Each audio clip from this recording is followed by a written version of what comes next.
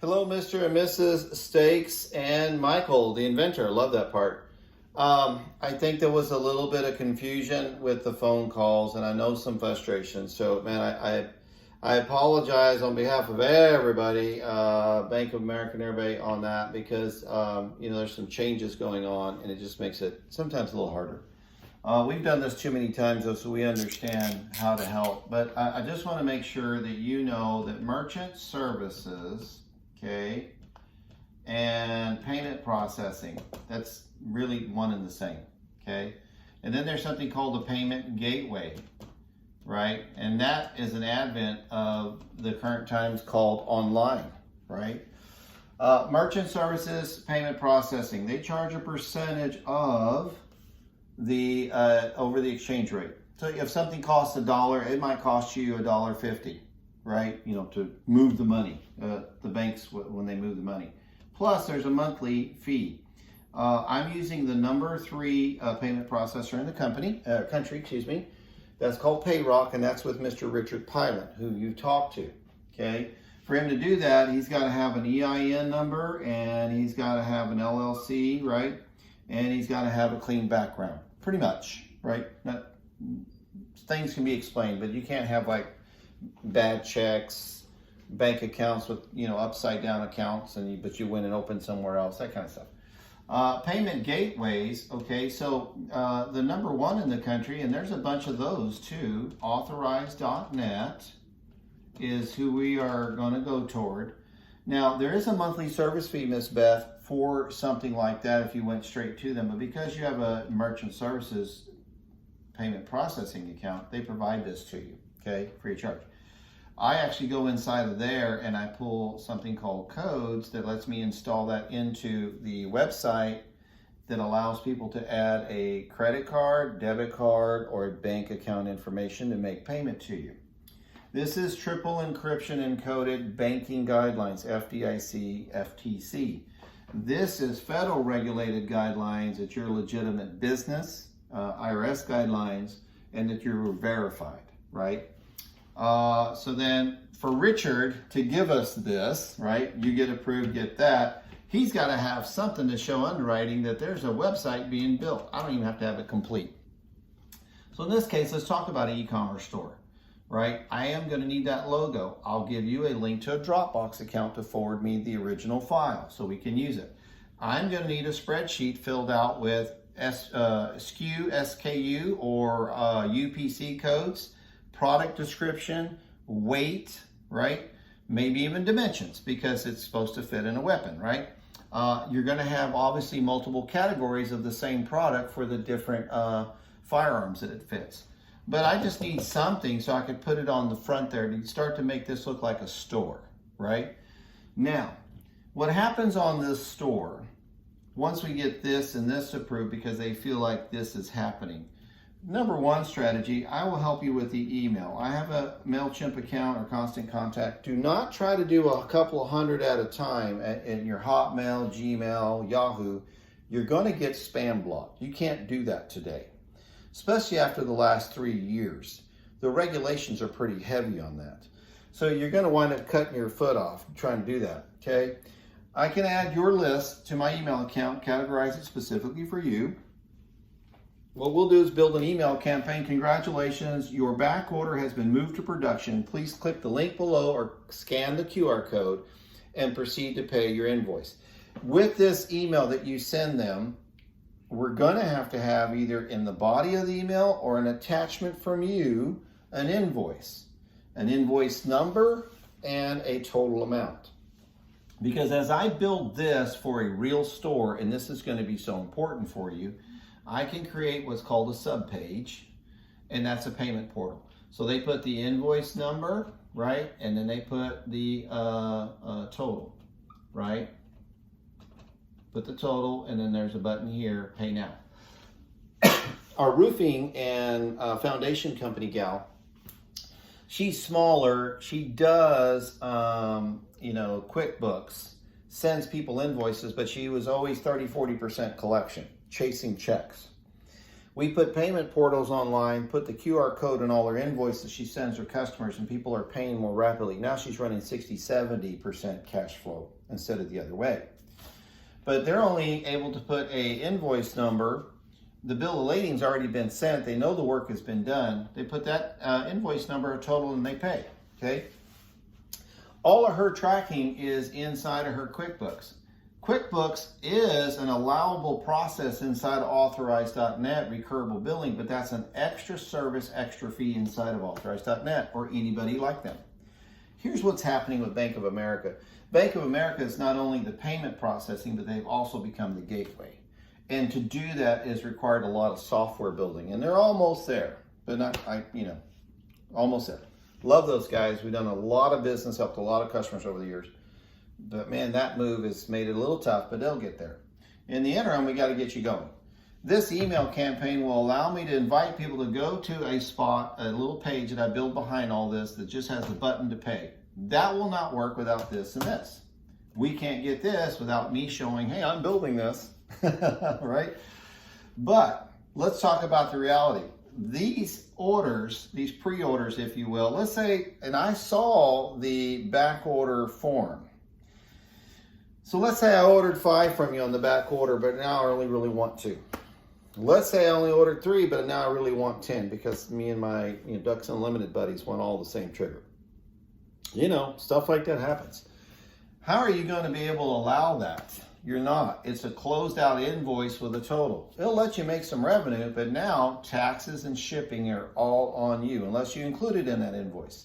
How are you going to attach that invoice? So now I'm going to have to upload an invoice, or at least inside of an email, a dollar amount, because when you upload a list to an email house so that you don't get spam blocked and restricted and all that, they're only going to take 3 fields: first, last name, and email. So then within that email, I'm going to have to create something that allows me to send them, right? So what their total is. So here's the problem with that conundrum. I can add a link that sends them here, but then that link is going to have to include what their total is. So now we're getting a little dicey, right? So I understand how you want to do that, okay? But without an official invoice billing going on. Now, in her case, the roofing and foundation lady, she's not going to do the number of volume transactions you do, right? Her minimum sale is about 7,500. Yours are $299, $399, $499, whatever they are, $349, something like that. So you can have thousands. But see, that trackability is going to be, all that's going to be on you. Whether they got the right product, all this back order stuff works out. If we ran them through the store actually has a back shop where you have a column for sales, column for tax revenue, column for shipping revenue, and you're able to segment all of that, right? All of it gets deposited into your account via electronic processing. All of the defenses are in place because we're going to have an SSL, an SSL, that's a security certificate. This is triple encryption and coding for banking, and then this has been a verified business owner. Goes into the bank, right? So in this case, you're going to have something like FedEx, UPS, or DHL. I need your account ID number, and I'll need it's called a port number. And then I'll go in, and guess what I get to pull? Codes. The reason why I want to pull codes is just like this. I can install it into the web or the page to calculate shipping based on the address it's giving and based on where it's coming from. That's the account setup, right? So, and it's probably that, 14780 or something like that, I-35. So these codes, and this is a free account, FedEx, UPS, DHL. I know you can pay, $30 a month for ShipStation, and all that really does is it takes the orders from inside the store, this back-end store shop, takes the orders, convert that into an easy printable label. You stuff your box and then pickups at 4 o'clock, right? So then FedEx works with ShipStation. ShipStation has to have some underlining service. You always want that because if it ever got lost or stolen or damaged after it got on their truck, why would you want to pay for that, right? Very important. Here, you're going to be wide open. Hey, I never got my order. you're going to go collect a bunch of money, but how many of those orders have changed? How many of the shipping or billing address is exactly right? Because that back order thing is a very minimal form, right? So just think about that. And then if I do invite them to go to this portal, how do they know how much? Because there's only 3 fields you can load on here. Now, if you're going to do a personal email on your Gmail, Hotmail, you're going to get spam blocked. You're going to get blacklisted. And it's not going to go out and you're going to think, hey, Joe's deal that he built wasn't very good because we're not collecting much money. It's the methodology, and it's because of the rules today, right? I'll do this for you. It bills me in arrears. It might be 60, 80 bucks for me to add 2,500 people, and let's blast them and get them there, right? Or let's blast them to make a phone call to verify their order. Then we give them their total, and then they go and pay. I don't know, something. We can make it work, right? But when we get back to the store, I go buy this product. I add it to my cart. My cart turns into a checkout. Checkout's pretty much just like anybody else. Usually on this side, there's my total, all my products I'm buying, taxes, shipping, whatever. And then I have my total here. This is my name, address, email, phone number. Is billing the same, shipping the same, then the credit card, expiration, UPC, and then pay now, right? Because I'm seeing what I'm going to pay for. That's how all that works. But for that shipping and that tax to get in there, you're going to have some tools. So TaxJar, we know, is probably the best on retail services. It's about 30 bucks a month. But if you didn't collect taxes because you didn't meet the guidelines yet for a state, county, or region, right? Some are 20,000 in sales, some are 200,000 sales before they require you to assess tax. This is really important because inside of this back dash, you've got revenue, shipping, taxes. What do those columns look like and where does it go? And you can have an account easily do that, okay? But the same thing, I got to go into FedEx, pull codes to make that work. Authorize.net, your gateway and all your merchant services won't even accept cards unless I add these codes and turn it on in here.